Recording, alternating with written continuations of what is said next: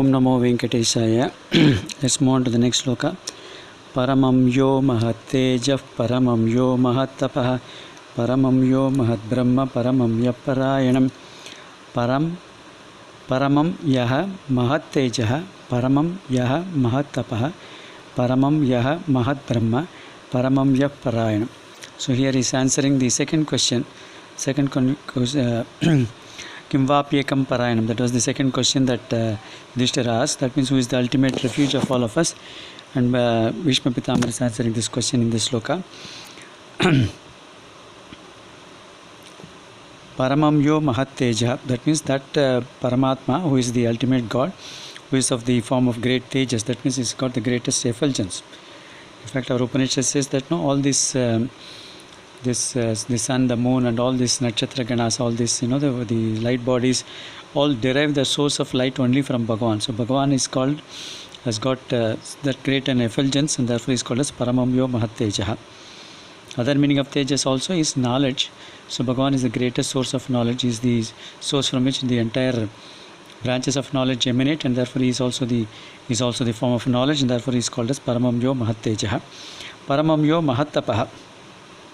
That means who is of the form of great penance. Bhagavan is the person who in his Krita Yuga he incarnated as Kapila Vasudeva, and then started performing the tapas. He is said to be performing even now in the northeastern region, somewhere near Assam. Similarly, you go to Badrikashramam, you will find that the Naranarayanas, Bhagavan was born as the twin sons of Dharma Devata and Murti Devi, as Nara and Narayanam, and they are still doing penance till the end of this Yuga. So, Bhagavan is the source of great tapas also. Paramam yo mahattapaha. He is the greatest tapas himself. Paramam yo mahad-bramha. So that means who is the ultimate this Brahma also means knowledge, who is the source of great knowledge, or other means who is the mahad-bramha, is the greatest person. Brahma is very big, so that means he is the greatest person, the biggest person in the whole universe, and that paramam, and that person is the person who is the ultimate refuge of all. Paramam ya parāyaṇam. That means he is the paráyaṇam. Para means ultimate, ayana means refuge, or the path. He is the ultimate path through which we go, and then ultimately, or other meaning of ayanam is the place of residence. So ultimately all of us go and reside in Bhagavan only, and therefore he is called as Paramam ya parāyaṇam.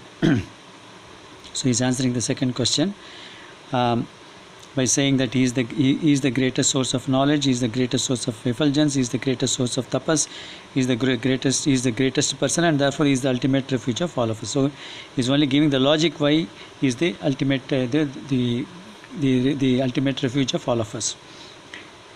Let's move on to the next sloka. Pavitrāṇām pavitram yo mangaḷānām cha mangaḻam, daivatam devatānām cha bhūtānām yoऽvyayaf pitā. So now he is answering the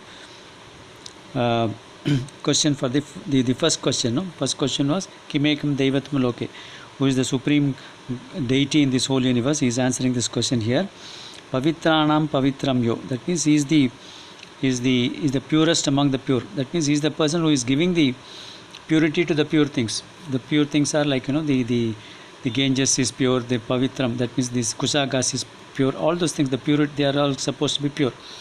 The purity to them is given by the Bhagavan because he is the source of purity. For example, when you look at Ganges as a pure, it's because it is associated with the toe of the Bhagavan. When Bhagavan incarnated as Vamana Murti and then asked for the land measurable with 3 of his feet from Mahabali Chakravarti offered him, and then immediately Bhagavan rose from Vamana. That is, he was a dwarf to a Trivikrama who was whose body extended up to the 3 lokas, and then when he lifted his with the first foot he measured the entire earth.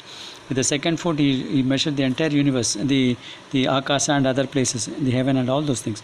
So at that time his toe extended up to the Brahma Loka, Satya Loka, and Brahmaji did Abhisheka for his toe through the water in this Kamandalu, and that became the Ganges. So because of his association, the toe of the Lord, it has become so pure, and therefore he is the person, the purest among the pure, and therefore Pavitrāṇām pavitram yo mangaḷānām cha mangaḻam. Similarly, he is the auspicious person. He is the person who gives auspiciousness to auspicious things. Like the plantain tree is auspicious, then this betel leaf, and betel leaf is auspicious. So all these are all auspicious things. Like this turmeric is an auspicious thing. So these are all auspicious things. Bhagavan is both pure as well as auspicious. Generally the pure things are separate and auspicious things are separate. Auspicious things need not be pure and pure things need not be auspicious. But then Bhagavan is both, because he is the source from which the auspiciousness arises. Why?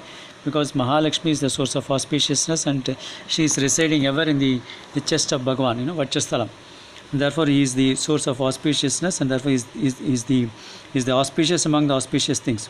Mangaڵānām cha mangaڵam, daivatam devatānām cha. So among all the deities, he is the deity of the deities. That means he is the Lord of the Lords. So that means that's what is answering the first question. Kimekam daivatam loke, daivatam devatānām cha. So he is the supreme God. He is the God of gods, and therefore he is the supreme God. Daivatam devatānām cha. Bhūtānām yoऽvyayaf pitā. Bhūtānām, yaha means he is the person who is bhūtānām, means all these people, all the jivatmas in this whole universe, all the living things in this universe. He is the pitā. That means he is the father of all the living things in this universe. That's what Bhagavan says in Gita also. Bhagavan says in Gita, for this whole universe I am the father and Bhuma Devi is the mother for all the living things in this universe. Therefore Bhagavan is and not only that, he is yoऽvyayaf. Yoऽvyayaf means one who is this immutable. He cannot be destroyed, or he is ever present. So he cannot be, he doesn't decay or he doesn't get destroyed or something like that. Yoऽvyayaf. So that means for all the jivatmas, he is the pitā in whatever janma we take. In this particular janma which we take, our pitā, the father or the mother is associated because of the body relationship.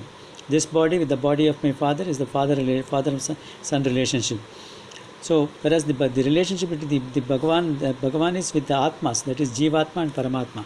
So Bhagavan, that relationship is ever permanent, because Jivatma never dies and Paramatma also never dies. Therefore that relationship is permanent, and Paramatma is the father of all the Jivatmas.